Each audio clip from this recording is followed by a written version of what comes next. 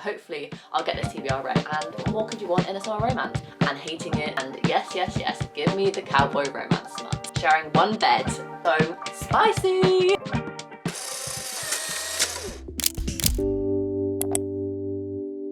Hi guys, welcome back to my channel and welcome if you're new. I hope you're all doing well and welcome back to my summer TBR video. I did a spring TBR video and I absolutely loved creating it, so I've decided to do a summer TBR as well. Do I stick to these TBRs? It's very 50-50, but I like creating them nevertheless. And I do have plans to read most of the books I'm going to feature in today's video. So hopefully I'm going to be successful in this TBR. This TBR video is going to be split into 3 sections. The first one are books I want to prioritise in the summer months. So from June 20th all the way up till, I don't know when summer ends. It must be like September time, June, July, August. When does summer end? The 22nd of September, so hopefully I'll get this TBR read. But this video is going to be split into 3 parts. The first part talking about the books on my physical TBR that I would like to prioritise, anticipated releases that are coming out in the summer months, and then any rereads that I'd like to get to in the next couple of months. So that's how this video is going to go. I absolutely love doing my spring TBR, so we're back with my summer one, and without further ado, let's hop into it. So I have 5 books for my physical TBR that I would love to prioritise and make a priority in the summer months.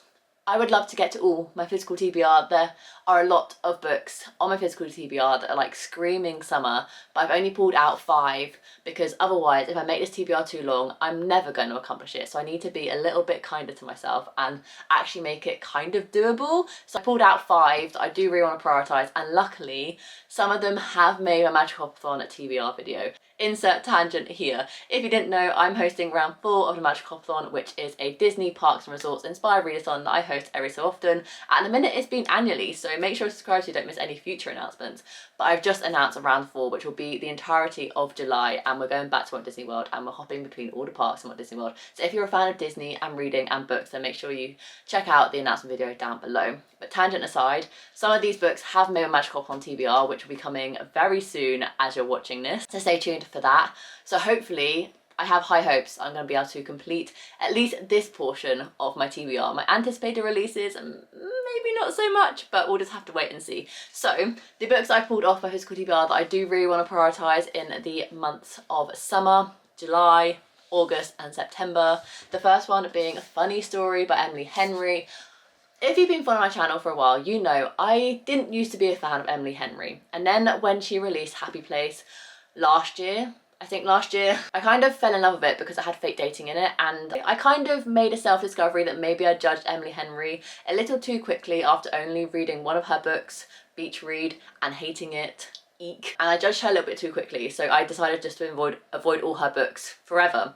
I can't do that, and now I don't want to do that, especially after reading this synopsis. So I got this book in the works when I was with Chloe and Emily. I'll link that video up above if you want to see it, but I went book shopping with my besties, so it was a great vlog. I got this one in the works for £9.50 when it was a brand new release, so I'm really excited to get to it. And I'm hoping it's going to be just as good as Happy Place because I really enjoyed that one. This one, I believe, is some sort of fake dating, so I was hooked just like Happy Place was. It says, Daphne always loved the way Peter told their story. That is until it became the prologue to his actual love story with his childhood bestie, Petra, which is how Daphne ends up rooming with her total opposite and the only person who could possibly understand her predicament, Petra's ex, Miles. As expected, it's not a match made in heaven. That is until one night when tossing back tequilas they form a plan, and if it involves posting deliberately misleading photos of their adventures together, well, who could blame them? So it's just like a weird like dynamic with fake dating, and it just sounds like a lot of fun. So I'm really excited to get to it. I've heard mixed things from Emily Henry stans, so we'll see which side of the fence I fall on. So that is the first book that I would love to get to, and I think I will. It's hit a Magical Hopathon TBR. Shh. The next one I would love to read is another book I got with Chloe and Emily, and that is Until I Met You by Amber Rose Gill. This one just shouts absolute summer because it features a couple going on holiday, so yes please. And it's quite a short book, so I have hopes that I might be able to get this one done, fingers crossed. But I found out about this book a couple of years ago when it first got released. I saw it on the Waterstones like new releases table. Picked it up, read the blurb, thought it sounded good, put it in like the back of my mind to read someday maybe, and that someday maybe happened when I was with Chloe and Emily and the book was only £1.25 in the works, so I was like, no better time to pick it up. So I picked it up, and this one basically follows our main 2 characters, Samantha and Ronan, because it's meant to be a holiday of a lifetime, launching her travel blog, her best friend's wedding, and hopefully her own marriage proposal. That is until she finds herself on her way to Tobago, single, and then enters Ronan, delusional with his corporate job on Wall Street, is starting afresh in Tobago. He doesn't need a distraction, especially in the form of a free-spirited travel blogger, but something about Samantha intrigues him, and a romance and blossoms from there. So it just sounds like fun, and what more could you want in a summer romance? So hopefully I can get to that one by the end of summer, hopefully. The next one, I need to read this ASAP, another book that I got when I was with Chloe and Emily because Chloe very kindly gifted it to me, and that is When in Rome. Chloe gifted me Practice Makes Perfect by Sarah Adams, which is the second book in this kind of like companion series, and I fell in love with it. It is my second 5-star of 2024, and I've only had 2 brand new 5 stars this year, so it is top tier level good for me. And this is the first book in the series, and I'm really excited to get to it. So I put this one straight on my summer TBR because if I don't get to it this summer, I don't know what I'm playing at. So hopefully I can get to this one. I have no idea what it's about, but I just know that it's going to be just as fun and romantic and cute and squealy as Practice Makes Perfect, and I cannot wait to delve into it. The next book I'd love to get to is 7 X's by Lucy Vine. I know she's just got a new book out called Dates with Destiny or something.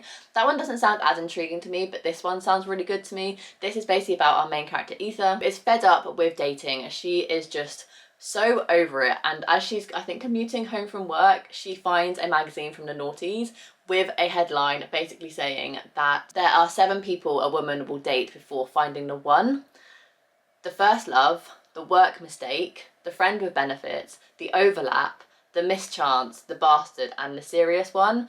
And this main character has realised that she's had all 7 of these, so she goes back and rekindles something with each of the 7 to see if she's missed with these exes which one was the one. I'm really intrigued to get to it, and I've heard good things, so that is another book on my summer TBR. And the final book on my summer TBR just shouts summer just by the cover. Done and Dusted by Lila Sage. Cowboy romance has been popping off, and I have yet to read one.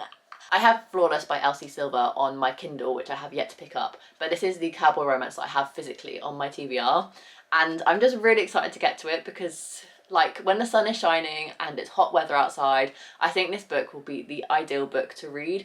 This is, like I said, a cowboy romance, so what more do you really need to know? I'm so intrigued to go into my first ever cowboy romance and just see what the hype is about, because everyone seems to absolutely love cowboy romances at the minute. They seem to be like the new trend, and this basically says she's off limits but he's never been good at following the rules, and I don't think I really need to know more than that. But it basically follows our main character Clementine, which for me, Clementine just reminds me of The 7-Year Slip by Ashley Poston, which if you didn't know, is like one of my favourite books of all time. Ashley Poston is one of my favourite authors of all time, and yes, that name just shouts good book in my opinion. She has no idea what she's doing. She's accomplished everything on her to-do list. She left her small hometown of Meadowlark, Wyoming, went to college and made a career for herself doing her favourite thing, riding horses. But after an accident makes it impossible for her to get back into the saddle, she has no choice but to return to the hometown she's always wanted to escape. Enter Luke Brooks, just sounds like a country artist name, is the most notorious bad boy of the town, bar owner and bachelor. He's also the unofficial 5th member of the Ryder family. As Clementine's older brother's best friend, Luke spent most of his childhood agonising her. It's been years since he's seen her, but when she walks into his bar and back into his life, he can't take her eyes off her. Against his better judgment, he wants to do a whole lot more than just look at her. And yes, give me the cowboy romance smut. So those are all the books from my physical TBR that I'd like to get to by the end of summer, and all of them shout summer, to be fair. A lot of blue covers, and some orange. Is that the colour palette for the summer? Clearly, blue and orange, which Mark will be happy about because Mark's favourite colours are blue and orange. So those are all the books on my physical TBR that I'd like to get to by, I'm going to say the end of the year. Yes, the end of the year, but mainly the end of summer. Now on to the bit that I'm really excited to talk to you guys about, because I have some really exciting book anticipated releases for the summer months. I'm not going to go into too much depth about this one because I squealed over it in my spring TBR video, and that is Ashley Poston's brand new book. Comes out this summer, literally next week as I'm recording this, which I'm so excited about. A novel love story by Ashley Poston is coming out on the 25th of June. That is my biggest anticipated release for the entire year, let alone the summer. Next book out is Hiding Him by Adam Hattan, which comes out on July 2nd.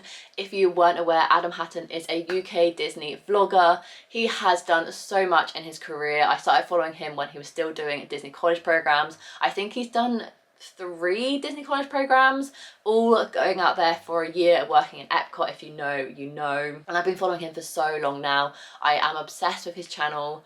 I just support him 100%. I've brought his merch before. Like, I really just do really appreciate him as a content creator, as a Disney fan, and just who he is as a human being. He seems so genuine. I'd love to meet him one day.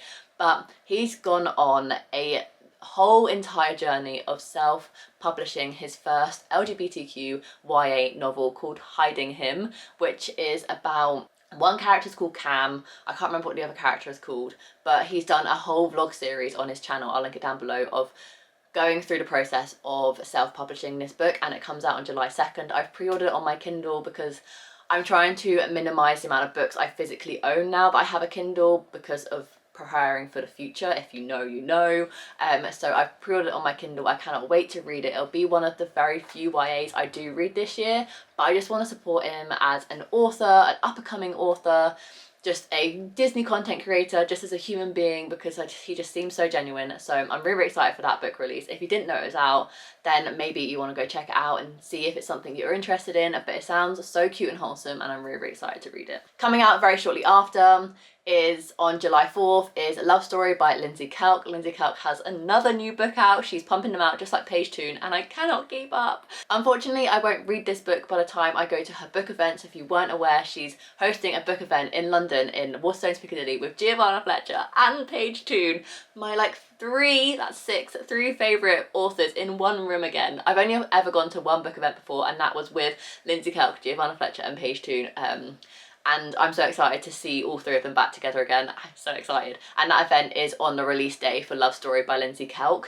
I don't actually know what this book is about, but it's Lindsay Kelk, so it's obviously an anticipated release for me. She is one of my favourite authors. I love her humour in her books. Her writing just seems, it's so kind of conversational, just easy to read, and they just feel good chick lit rom-com romances. The blurb says, she's a small town school teacher, he's a hotshot marketing director. Together it's hate at first sight. Sophie has a secret and Joe thinks he knows it all. He's devilishly handsome, incredibly hot and far too sure of himself. Unfortunately, Sophie desperately needs his help. She has lost her laptop and her sequel to the sensational spicy romance that everyone is talking about. Okay, author situation. I don't know how to pronounce this author's name, but she basically writes under a ghost name. Estate Cox, I think. The mysterious romance author the entire world is desperate to unmask when a trip to Sophie's hometown leads to the disgruntled pair sharing one bed in a cottage. One bed trope. It's a short step to sharing a whole lot more. Besides, can Sophie trust Joe with the truth and be herself? Oh, that actually sounds like really cute. I didn't know what this book is about, but I'm not a massive fan of kind of enemies to lovers, but I'm not sure if it is going to be that. It might just be more like Grumpy Sunshine with a one bed trope. I'm kind of here for it, so I'm excited, and that one comes out on July 4th. Another anticipated release that comes out on July 4th is Emily Merrill's brand new book. I'm so proud of her. She used to create a lot of booktube content back in the day, and I absolutely loved her channel. We started talking, we became quite friendly, and I just follow whatever she does now. She is smashing the publishing world, and she's releasing her 3rd book. I'm so proud of her. I'm actually currently rereading her book that came out a couple of years ago because I wanted to get a refeel for how much I enjoyed this one, get me excited for her new book coming out called The Dating Equation, and this one comes out July 4th. Once again, I don't know what it's about because I just want to support her and just know that she's doing an absolutely incredible job. But it basically follows our main character Penny, who's 26, she's never had a boyfriend, and she launches a dating app with her best friend Rory. To prove a point to Rory, she ends up creating an account on her own app herself and starts going on loads of failed dates, and she starts to kind of really question whether she's actually cracked the ability to find like the love equation, until they get a offer from the other major dating app in this fictional world. But merge the 2 apps together. Rory has different opinions to Penny, and Penny's like, want to do this, Rory doesn't want to do this, and then it starts this kind of like enemies to lovers sort of like situation. Very, very excited to read The Dating Equation because I'm sure it's still going to be incredible, and it comes out on July 4th and I've pre-ordered it and I'm so excited to read it.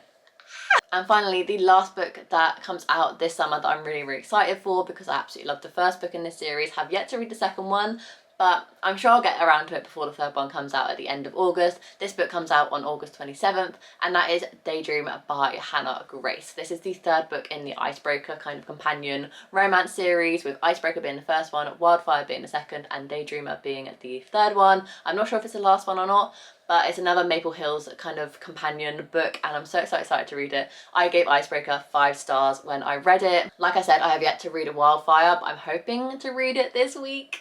Fingers crossed. Sorry, it's called Daydream, not Daydreamer. Basically follows our main character, Henry, which I do believe we've met in Icebreaker. When procrastination lands him in a difficult class with his least favourite professor, Henry knows he's going to have to work extra hard to survive his junior year of college. But now that his new role as ice hockey captain, which he didn't even want, Henry absolutely cannot fail. Enter Hayley Jacobs, a fellow junior who finds herself befriended by Henry when he accidentally crashes her book club. Hayley may not have the romantic pursuits of her favourite fictional leads, but she's an academic superstar, and when she hears about Henry's problems with his class reading material, she offers to help. But being a private tutor isn't exactly ideal given her own studies, job and novel she's trying to write. New experiences are key to beating her writer's block though, and Henry promises to be the one to give her to him. They just need to stick to their rule book. Oh, and not to fall in love. And it actually says 18 plus in the bottom of the synopsis. So spicy. Books, there seems to be a lot of like books at the minute, so like books about books. Obviously we've got Ashley Foster's brand new book, which is about a main character falling into her favourite romance book and kind of living out her dream in a fictional romance. That's a book about a book. Daydream is a writer sort of situation.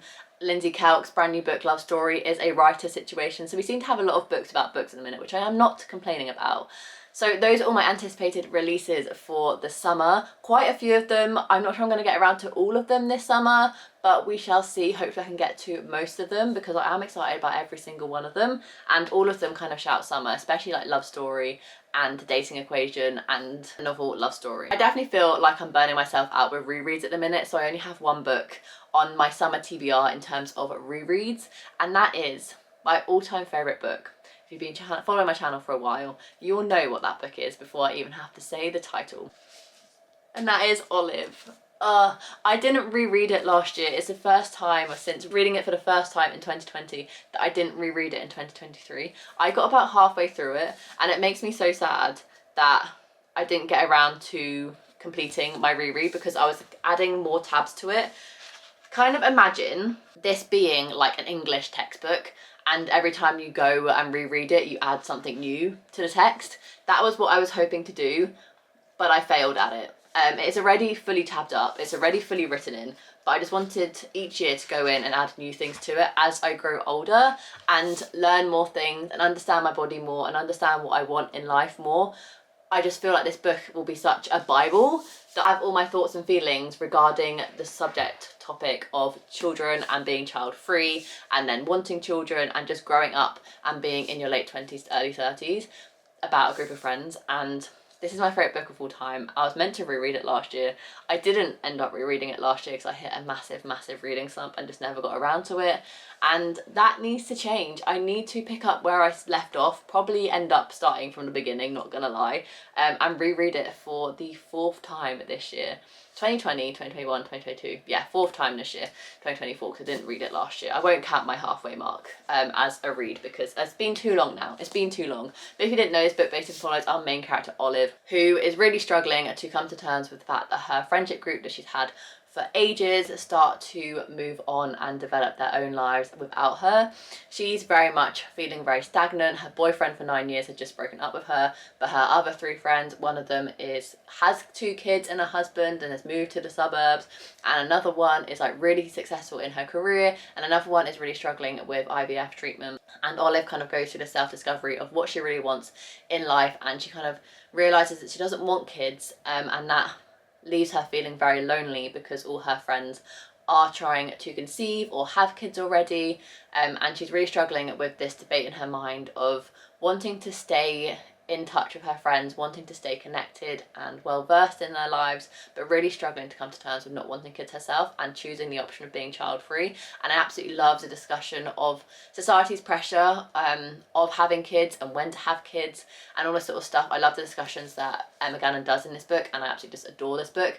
I personally do want kids, but I think it's such a fascinating exploration of the whole subject matter as a whole, and you definitely get to see all 4 perspectives of all of her friends, some that have kids, some who don't want kids, some that can't have kids, and some that don't want kids out of choice. And I absolutely adore this book, and I need to get around to rereading it at some point, and there's no better time than the summer. So it has made my summer TBR, and that wraps up my summer TBR. So we have quite a few books on this TBR. Obviously we've got 5 from my physical TBR, we have 5 in my anticipated releases category, and then we have 1 reread. So that is 11 books in total across the next 3 months. Can I do it? I really hope so. Let me know what books are your priorities in the summer months. Are you excited about any of the anticipated releases that I also mentioned? Have I made you aware of any new books that you're going to add to your TBR? Let me know in the comments down below. If you enjoyed this video, make sure you give it a massive thumbs up and subscribe down below to see future content from me. I do anything reading vlogs, monthly TBRs, monthly wrap-ups, and any other bush content that you can think of I usually have on this channel, so make sure to subscribe so you don't miss any, and I'll see you in my next video. Bye guys.